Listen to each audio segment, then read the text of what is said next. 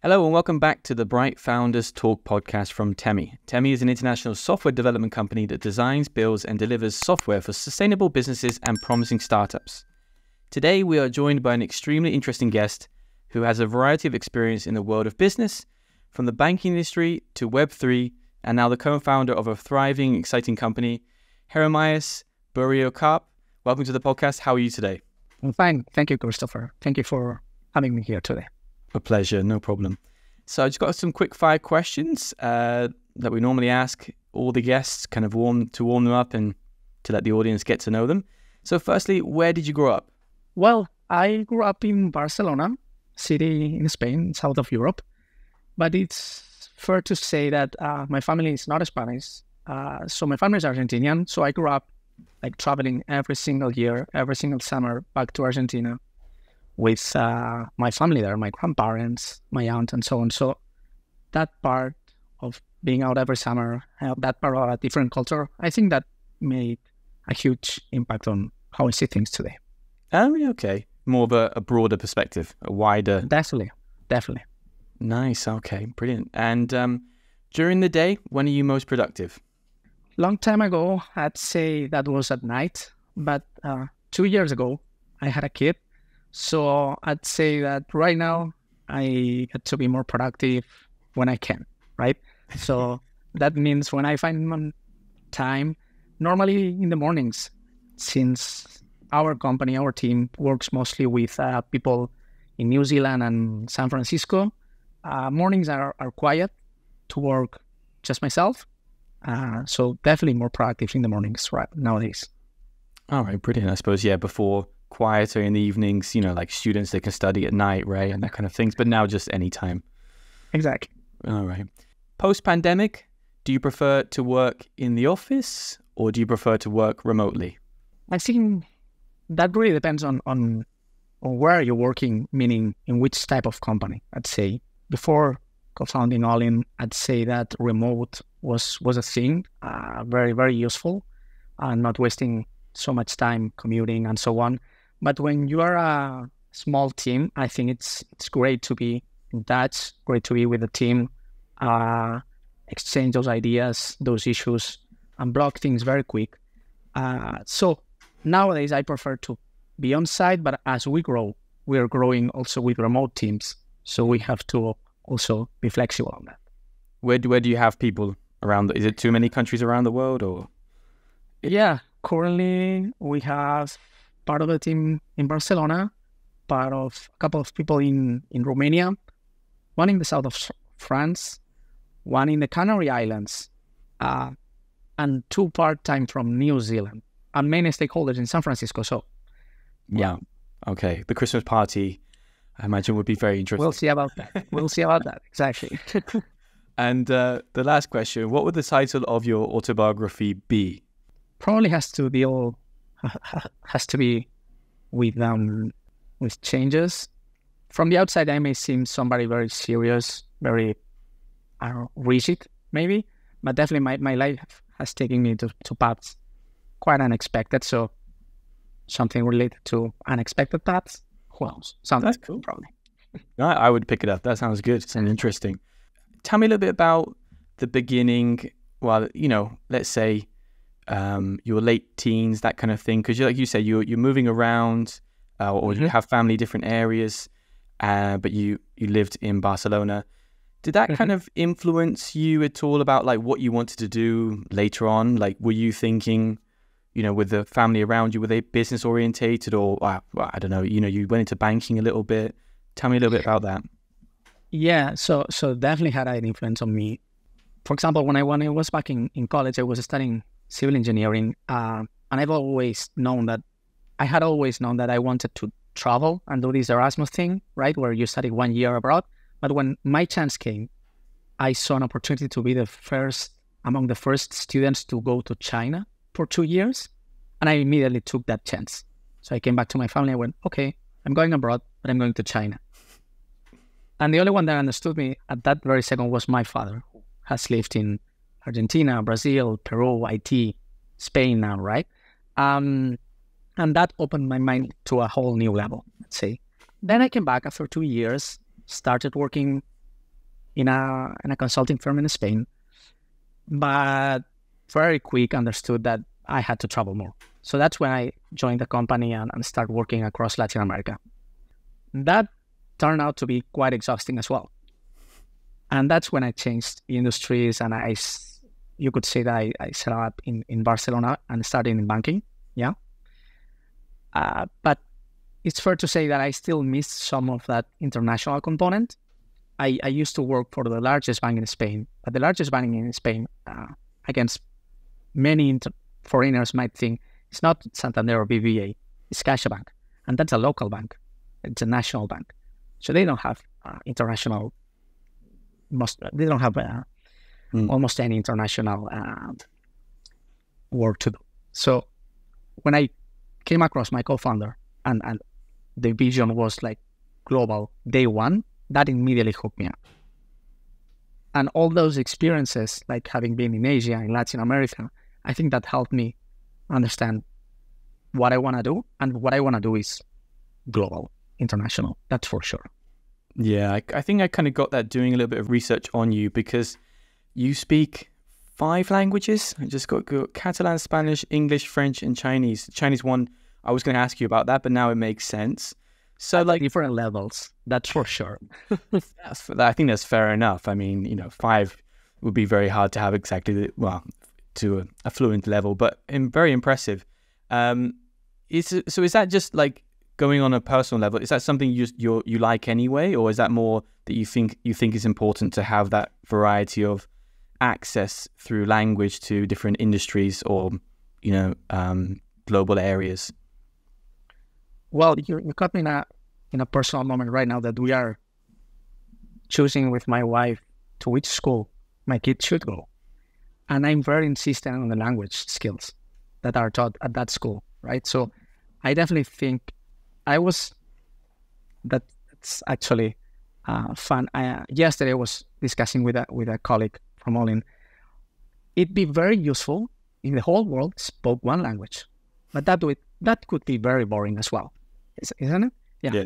So I definitely think that speaking many languages provides you with a different set of skills that can be applied business-wise. Learning a bit of Chinese, it makes you open your mind, because the way you speak it, the way you learn it is very different. It's very different to learn Chinese only speaking it or writing that. That's very different and makes you think different with different approach. And that's probably very useful at a business level. I think from my personal perspective, to relate to you, I also speak Spanish and Japanese as I live in Barcelona myself as well. And also I lived in Japan. And I think it did help me in ways to develop myself and also for business. Like Japanese taught me to be a little bit more patient because the word order is different and so on. You have to wait until the end of the sentence to fully understand what people say. And with Spanish as well, I think now I am more opinionated because I'm forced to express myself a little bit more than in English. It's a bit more practical. Have you learned anything that you could, from those languages, or maybe just experiences living in other countries, that you could relate back to business? Like, is there anything you could tie back that you find useful? Probably I'm thinking in Chinese. I have no idea about Japanese, by the way. I only know that Japanese, some characters of the Japanese come from Chinese. I only know that. But in Chinese language, pronunciation is very important. Mm-hmm. Why?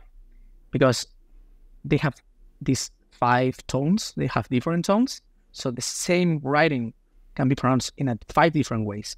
And the interpretation, the meaning is very different. So probably at the business level, the way you communicate, the level, the tone that you use, you're very calm. If you want to push intensity, that makes a difference, either if you're negotiating or discussing with colleagues or with a client or with a partner. So yeah, those tones in Chinese might be very useful at the business level as well. Okay. For persuading people or for opening up doors and so on. You are always negotiating, always, all the time.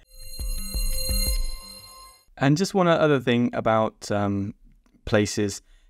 As you grew up in Barcelona, I think it's like an example city, like in terms of business. There's, many things you can do here. And I think a lot of cities should copy that. Do you feel the same? And do you feel like other places maybe right? Well, like you said in China. Do you think there's things that in a business aspect that they've done that should be incorporated globally? I think Barcelona is a great city. I think much things could be improved for the startup ecosystem. It definitely has a strong startup ecosystem within Spain, within the south of Europe, and it's improving. And some, let's say, non-Spanish companies are deciding to have headquarters or offices in Barcelona, and that's awesome. But regulatory level, it helps to start up and so on. There's much work to do. Yeah, I think the weather helps probably, but besides from that, many things to improve. Yeah, definitely. Okay, interesting. Now, just about yourself then, I feel that you have worked in some interesting, diverse industries. Could you tell me more about working in aviation and banking? Like, are there any similarities, or are they completely different, or how was it? Well, I envy people that from their beginnings know what they want to do. You know, like I want to become a doctor, and they do, and they are happy the whole life. So that's not my case. I've been my whole life like deciding or experiencing what I don't like to do. I do something and say, okay, I don't want to do that. So I studied civil engineer. I worked for 3 months on a construction firm, a construction company, and then decided I didn't want to do construction. From there, I decided to join this aviation consulting firm, which was and still is a great company. I've always liked the aviation industry. I think it's very complex and it's global. And I have the chance to participate in a company that it's very widely known, mainly in the Latin American market. And that complexity and that connection with numbers, with finance, that got my interest. And that might be something that aviation has in common with finance. Numbers and complexity. Besides that, I've always been interested in finance. Always. I believe that finance is everywhere, anywhere. Just like, I'm not sure if you know, but this author, Brett Kim, in his book, Bank 4.0, he talks about this contextual banking, right? And I think finance is everywhere. And we're not taught that at school. We're not taught that anywhere, probably. And that's even a link to Ollie today, right? So probably those two things in common, complexity and that they surround us. Is that quite interesting? Do you think there's a reason why finance is not really covered? Is it just too complex to present to young children or teenagers? You got me there. I mean, I said it's complex, but it doesn't need to be. I mean, you can probably explain most of the terms for at least the daily usage of finance. You can explain it rather simple. I expect to teach my kids very soon about finance, at basic finance, probably. Interesting. Yeah, I think it's something missing, in terms of managing your money. And when I left school and ventured into the world, it was something I had to learn very quickly. So it would be very beneficial. But anyway, here's hoping. So, you also mentioned about having diverse experiences. As you're a business owner yourself now, or a co-founder, sorry, do you think that's vital to throw yourself into lots of different situations or different areas of business? I could not assure that that's mandatory. In my case, that helps, definitely. Having seen different cultures or having seen different businesses, I get to understand different situations, I'd say. Reading helps.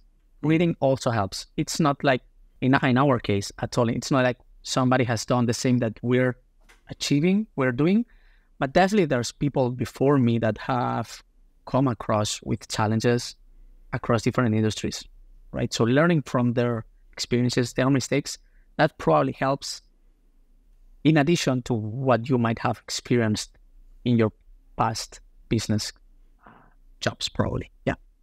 When you were, trying these different things and things were working or not working, how did your family see that? Because normally, for my case, for example, my family has gone through the very traditional route or the very English route of go to university, get a job, and that's your job for life, and you'll be happy. when, and I did a lot of different things myself as well. So they didn't really understand that. Maybe they still don't. But I just wondered, was it the same for you? Did you have to fight with your family a little bit? Not like that, but in terms of persuade them what you're doing is good for you and that kind of thing?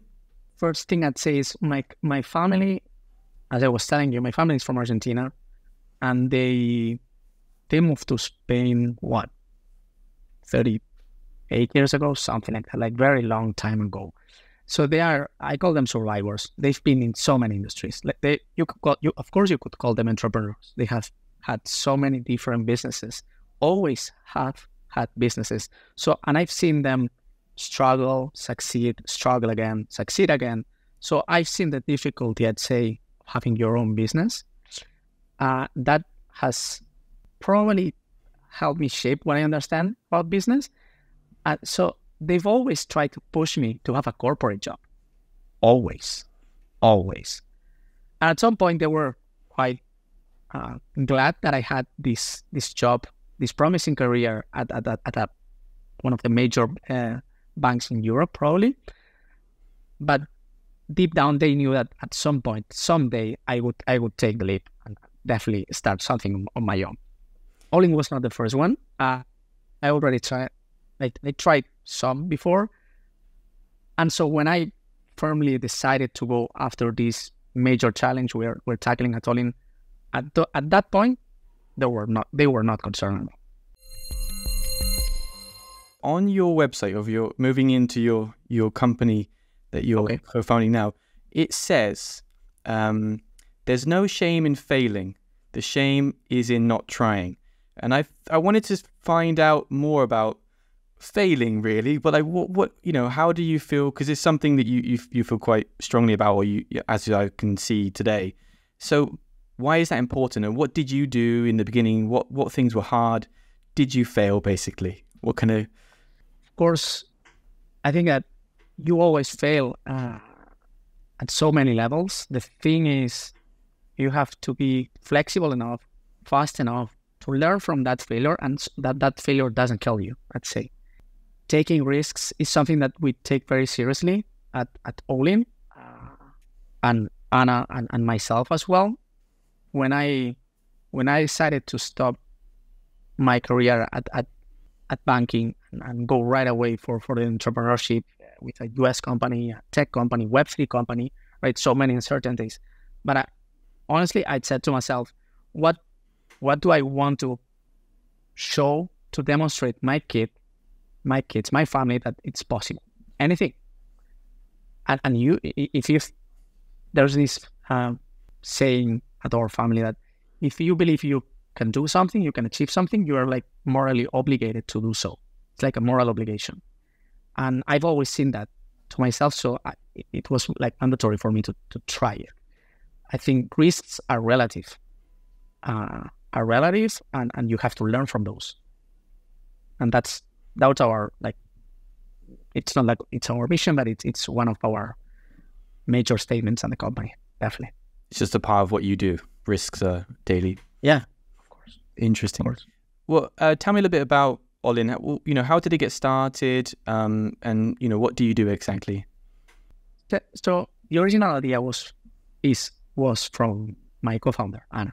She has experience in the tech industry, and she was working for this venture capital in San Francisco called Aviation, which is specialized in fintech and Web3, one of the major ones. And as she was a partner there, she experienced firsthand being part of major fintech companies like Revolut, Coinbase, Robinhood. And I believe that her experience in that world, together with the tech experience that she had gathered and some entrepreneur also experience that she has on the retail and the e-commerce industry, made her think that wealth does not come only from financial assets.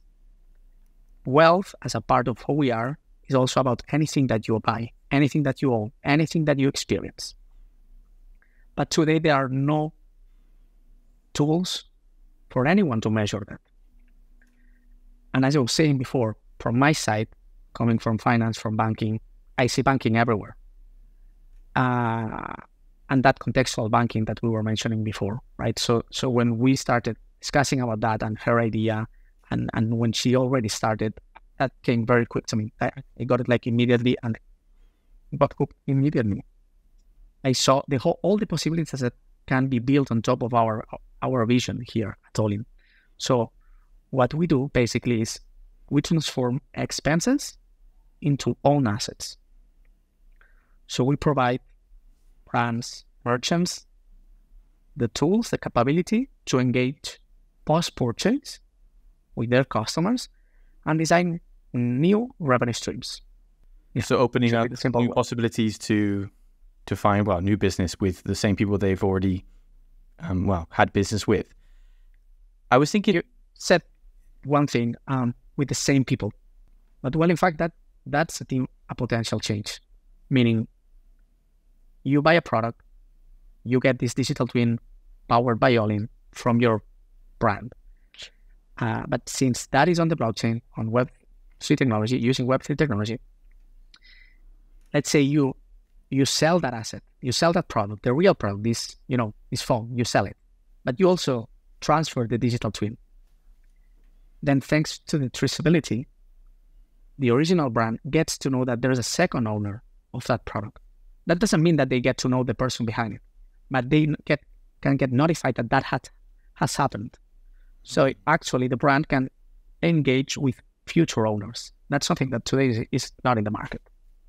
Interesting, yeah.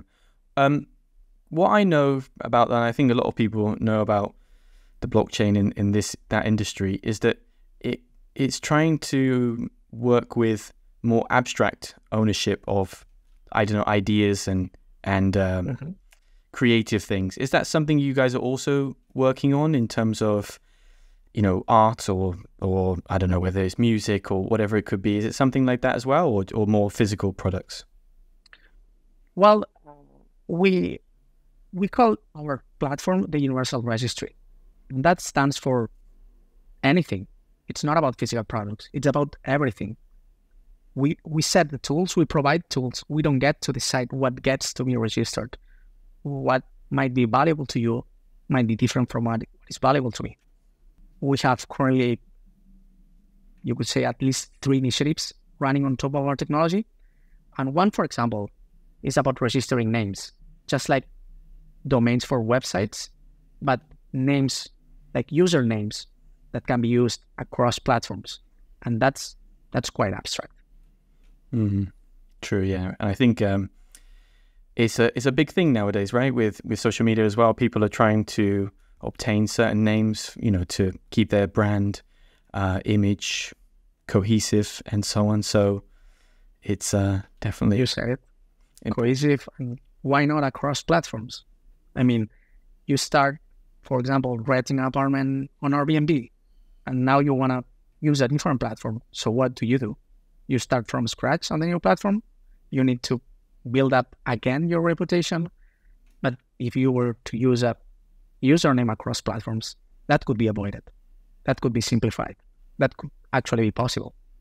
Interesting. So you could transfer your I suppose your respectability or whatever it could be. Exactly. Interesting. Your experience. Yeah. Okay. And just the final thing then, as you're someone who's done a lot, what advice would you give to someone who's looking to have a similar career as yours? Is there anything, you look back and you think, I wish I did this, I wish I didn't do that? Well, I was mentioning before, Ollie has not been my first experience in the entrepreneurship. So one thing that I learned in my previous experiences was focus.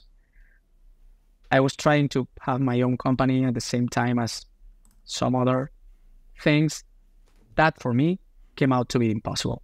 So that's one thing. You have to focus on your one thing, whatever that is, probably, and be the one that believes most in you. Because people might not. You have to. So being very confident on what you do. That doesn't mean not listening to other people, definitely. But you have to be the one all the time thinking that is possible. Otherwise, there's no point. That's the first thing. The second thing would be reading. I already mentioned that, but people have come across challenges, many challenges before we have. So reading and learning from their experiences, that's probably the way to go. And third, last but not least, just doing it. Like Nike says, just do it. Otherwise, you're wasting your time. So you learn, you listen, and then you do. Mm-hmm. Yeah. That's it. I think the first piece of advice is really good because, like, say, nobody believes in you until you do it, right? In the beginning, everything seems very skeptical, but then when you do it, you complete it, they're like, oh, I knew you could do it. So it's of course, a brilliant piece of advice to follow. Well, I'll let you go. You seem like you obviously have a very busy day ahead of you, so I'll let you go. Thanks for joining us today. It was extremely interesting, and good luck with everything going forward on Web3. Thank you, Chris. Thank you for having me today. A pleasure.